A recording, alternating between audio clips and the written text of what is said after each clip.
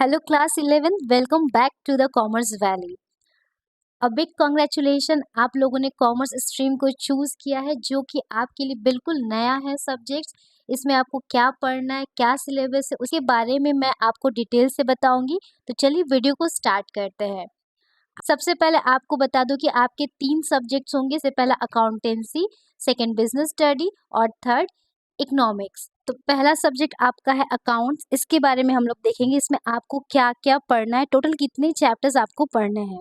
Accounts में total आपको 20 chapters पढ़ने हैं। सबसे पहला चैप्टर इंट्रोडक्शन टू अकाउंटिंग। इसमें आपको अकाउंटिंग के बारे में बताया गया कि अकाउंटिंग होता क्या है, इसका नेचर क्या है, इसका फीचर क्या है। तो ऑल अबाउट अकाउंटिंग एकदम बेसिक चीज इसमें बताया गया है।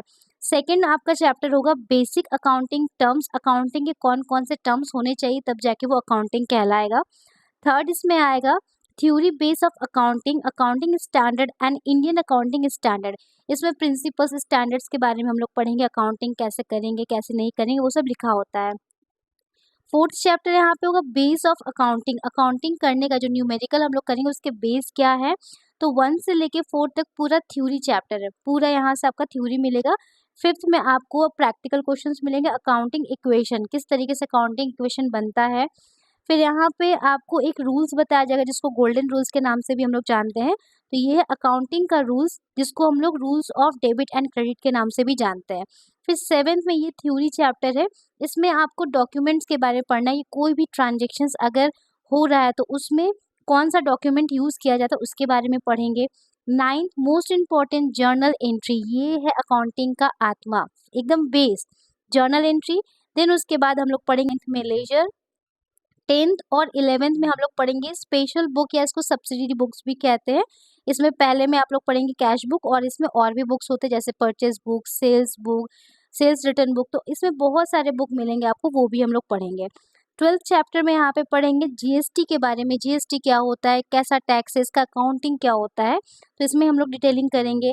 13th चैप्टर में है बैंक रिकॉन्सिलेशन स्टेटमेंट। इसमें क्या होता है कि बैंक का जो पासबुक होता है और हमारे पास जो कैश बुक होता है उसको हम लोग मिलाते हैं और मिला के जो भी डिफरेंसेस आता है उसको हम लोग शो करते हैं कि स्टेटमेंट में, जिसको हम लोग शॉर्ट फॉर्म में बोलते हैं BRS। 14th में होता है ट्रायल बैलेंस। जितना भी अकाउंटिंग करते हैं लास्ट में चेक करते हैं सबके बैलेंस ट्रायल हो रहे हैं कि नहीं, मैच हो रहे हैं कि नहीं। 15th चैप्टर आप लोग पढ़ेंगे डिप्रिसिएशन, मतलब होता है डिप्रिसिएशन, ये कोई भी फिक्स्ड एसेट्स को यूज करने में जो डिक्रीजेस होते हैं, जो कमी होते हैं उसको डिप्रिसिएशन कहते हैं। तो ये भी बहुत इंटरेस्टिंग चैप्टर है, बहुत ही मजेदार चैप्टर है, इसको आप लोग पढ़िएगा। 16 चैप्टर ये थ्योरी पे है पूरा। प्रोविजंस एंड रिजर्व्स छोटा सा चैप्टर है। 17 रेक्टिफिकेशन ऑफ एरर्स, इसमें गलती को किस तरीके से हम लोग सुधार सकते हैं। 18 और 19 ये बहुत ही मजेदार चैप्टर है जो कि सारे का लास्ट में इसको हम लोग कंक्लूजन में देखते हैं। इसको हम लोग बोलते हैं फाइनेंशियल स्टेटमेंट, जो कि यहाँ पे आपको पढ़ना एक बिना एडजस्टमेंट को और एक एडजस्टमेंट के साथ, मतलब कि यहाँ पे सिंपल वाला फाइनल अकाउंट पढ़ेंगे और यहाँ पे एडजस्टमेंट के साथ पढ़िएगा। और लास्ट इसका है 20th चैप्टर जो कि सिंगल एंट्री सिस्टम हम लोग पढ़ेंगे। तो ये आपके टोटल 20 चैप्टर्स है जो कि आपको अकाउंट्स में पढ़ना है। सीबीएसई बोर्ड में अकाउंट्स के 2 राइटर चलते हैं, एक टीएस ग्रेवाल और डीके गोयल। आप कोई भी राइटर के बुक को लेके पढ़ सकते, दोनों में सेम टॉपिक है। सेकेंड सब्जेक्ट आपका है बिजनेस स्टडी। ये ऑल अबाउट बिजनेस, पूरा बिजनेस के बारे में आप लोग पढ़ेंगे, बिजनेस क्या होता है, कैसे होता है, कितने फॉर्म्स होते हैं इसके, ठीक है। तो इसमें आपको आई थिंक टोटल 3 चैप्टर्स पढ़ने हैं। तो देखते हैं इसमें क्या क्या है चैप्टर्स। हिस्ट्री को 2 पार्ट में बांटा गया, आप लोग पढ़ेंगे पार्ट ए और पार्ट बी।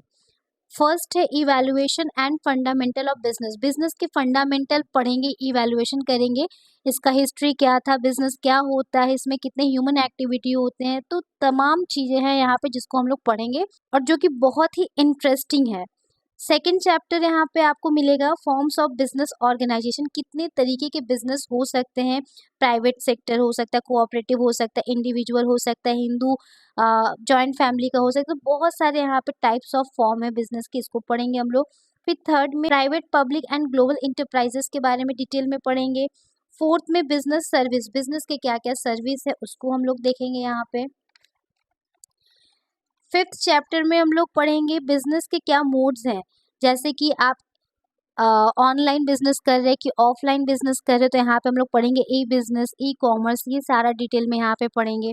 फिर social responsibility of business and business ethics, एक बिजनेस का क्या जिम्मेदारी होता है अपने समाज के प्रति, उसके बारे में पढ़ेंगे। और उसकी एथिक्स क्या, एथिक्स मतलब क्या करना चाहिए और क्या नहीं करना चाहिए, वो होता है बिजनेस का एथिक्स, इसको हम लोग पढ़ेंगे। पार्ट बी में फाइनेंस एंड ट्रेड है, इसमें आपका 7 चैप्टर हो जाएगा सोर्स ऑफ बिजनेस फाइनेंस, किस तरीके से बिजनेस को पैसा आप अरेंज करके देंगे, कैसे आप पैसा लगाएंगे, लोन लेंगे या फिर शेयर डिवेंचर इशू करेंगे, तो यहाँ पे हम लोग इसको पढ़ेंगे। 8th में हम लोग पढ़ेंगे स्मॉल बिजनेस एंड इंटरप्राइजेस, छोटे छोटे बिजनेस के बारे में, कैसे ये ग्रो कर सकता है, कैसे इसमें क्या क्या है, सरकार की क्या स्कीम है, इसको पढ़ेंगे। फिर यहाँ पे 9th चैप्टर में इंटरनल ट्रेड, जो हमारे देश के अंदर होता है उसको इंटरनल ट्रेड कहते हैं।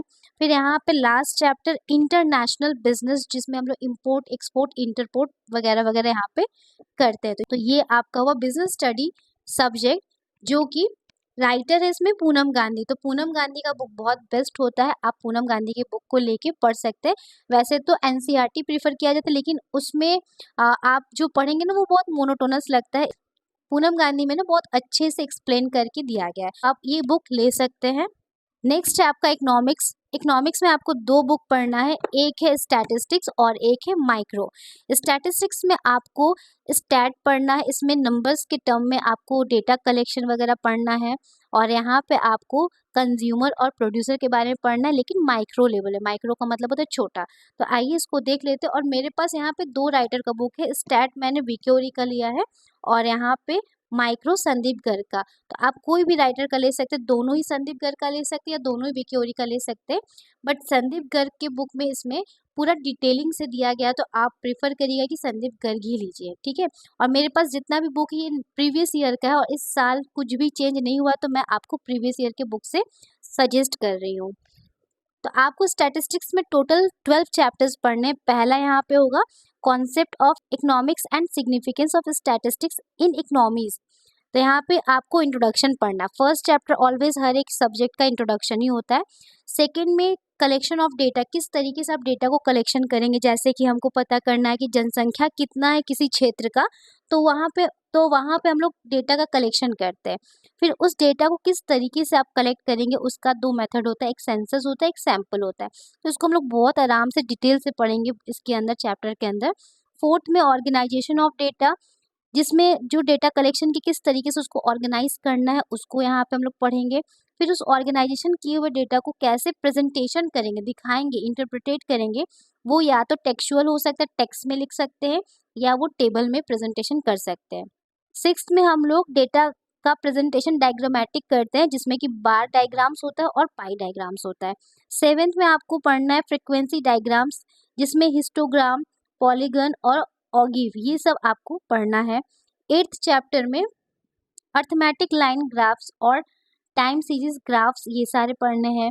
9th और 10th आप अपने क्लास 10th में पढ़े हैं, जिसमें आपको मीन, मीडियन, मोड ये पढ़ना है। ये न्यूमेरिकल बेस्ड चैप्टर है।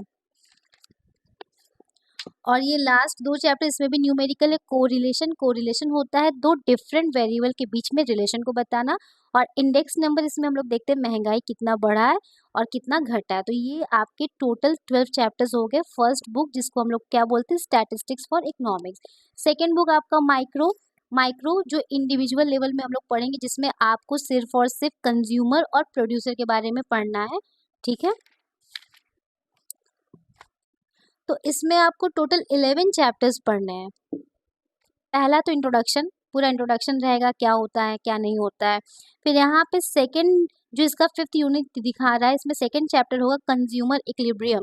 एक कंज्यूमर का इक्विलिब्रियम क्या होता है, बहुत इंटरेस्टिंग, सारे टॉपिक्स जो है ना बहुत इंटरेस्टिंग होने वाले हैं। थर्ड होता है डिमांड, कंज्यूमर क्या डिमांड करता है, तो उसके डिमांड में क्या चेंजेस आता है, जिसको हम लोग बोलते हैं elasticity of demand, 4th chapter है।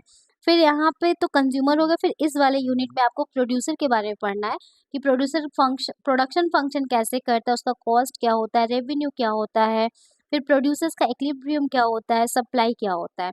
और लास्ट इस यूनिट में 2 चैप्टर पढ़ना है, मेन मार्केट फॉर्म्स, मार्केट कितने टाइप के होते हैं, परफेक्ट मार्केट, इम्परफेक्ट मार्केट। और लास्ट में किस तरीके से एक गुड्स का प्राइस डिटरमाइन किया जाता है, जिसको हम लोग बोलते हैं price determination and simple application. तो ये आपका 11 चैप्टर हो गया। तो आपको इकोनॉमिक्स में 2 बुक पढ़ना है। आई होप स्टूडेंट आज आपको आपके सिलेबस के बारे में समझ में आया है। अब इसके नेक्स्ट वीडियो से हम लोग पढ़ना स्टार्ट कर देंगे। अगर आप इस चैनल पे नए हैं तो सब्सक्राइब कर दीजिए, बेल आइकन को प्रेस कर दीजिए और इसको शेयर करना बिल्कुल भी ना भूलिए। मिलते हैं नेक्स्ट वीडियो में। Till then take care, bye bye.